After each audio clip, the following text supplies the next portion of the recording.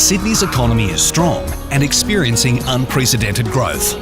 But with growth comes challenges. Sydney has a housing affordability crisis.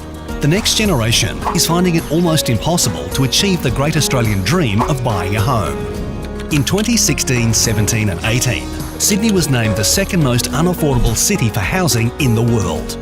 Sydney has a median house price of $1,144,217. In 1991, Sydney's house prices were about 4 times the average annual earnings. In 2016, prices were 10.8 times annual earnings. Sydney's dwelling prices have risen by an average of 6.6% per annum since 1991 and have outpaced wage growth in New South Wales over the past 25 years. If a 60-litre tank of fuel went up by the same amount, it would cost $200 today. It's no wonder many families are struggling to enter the Sydney property market. The younger generations are staying at home longer because they can't afford to buy a home.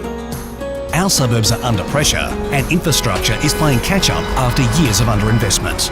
The New South Wales Government knows that housing affordability is an important issue. That's why the Premier promised to make it the #1 priority for her government when she was elected. Many people don't know that 25% of the price of a new home is made up of taxes, charges and regulations. But rather than reducing this cost in the current environment, the New South Wales Government is doing the opposite. They are introducing additional charges and regulations that could see costs rise to 35%. The government should be doing more to help people buy a home, not make it harder.